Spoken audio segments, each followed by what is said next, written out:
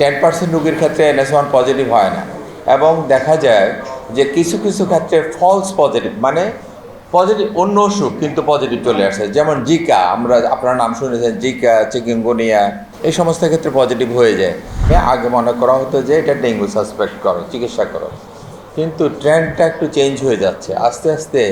আমাদের গ্রামগুলো কিন্তু আর গ্রাম নেই, এখন গ্রামেও কিন্তু ওই দালান, তারপরে টব মাটির, মানে ফুল লাগানোর বাদ দিয়ে এখন কিন্তু টব হয়ে গেছে, সুতরাং সেখানেও কিন্তু সেম সিচুয়েশান প্রিভেল করে।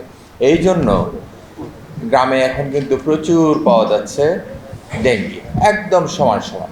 দ্বিতীয় জিনিস হলো, আমরা আগে আমার আগের যারা এই সম্পর্কে বক্তব্য রেখেছেন সবাই আপনাদেরকে একটা ধারণা দিয়েছেন যে আমাদের দেশে প্রচুর ডেঙ্গি হয় এবং অনেকগুলো গ্রাফও দেখানো হয়েছে, কিন্তু এটা কিন্তু আসল চিত্র না।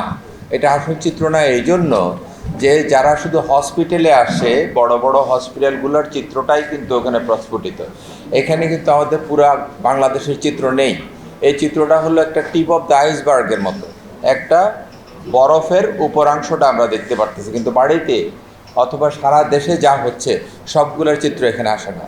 ইভেন যে প্রাইভেট মেডিকেল সেন্টার যেগুলো আছে বা ক্লিনিক যেগুলো আছে, যে ভর্তি থাকে সেটাও আমাদের আসে না। সুতরাং মনে করতে হবে যে গভর্নমেন্ট যা বলতেছে, সরকার যা বলে তার চেয়ে অনেক অনেক গুণ বেশি ডেঙ্গি আমাদের দেশে হয়।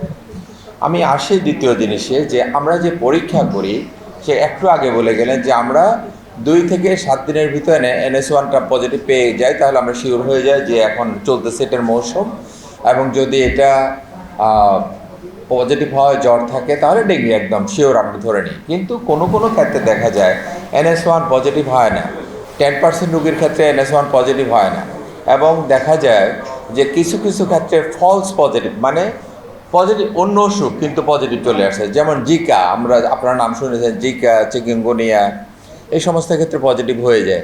তার সাথে যদি কারো ব্লাড ক্যান্সার থাকে, অথবা যদি কোনো কারো মনে করুন রিমাটয়েড আর্থ্রাইটিস থাকে, মানে কেটে জ্বর যদি থাকে, অ্যাসিডি রোগ যদি থাকে, ইভেন যদি হাই লোড অফ ইনফ্লুয়েঞ্জাও যদি হয়, সেই ক্ষেত্রে দেখা যায় যে ফলস পজিটিভ চলে আসে। এখন সেই ক্ষেত্রে আমরা যেটা করতে পারতাম সেটা হলো খুব, মানে সফিস্টিকেটেড, কিন্তু আমাদের জন্য সফিস্টিকেটেড আমি বলবো না এই জন্য যে আমরা পিসিআর করে একেবারে পিন পয়েন্ট ডায়াগনোসিস করতে পারি। পিসিআরটা হলো করোনার সময় যে আমাদের পিসিআর ছিল,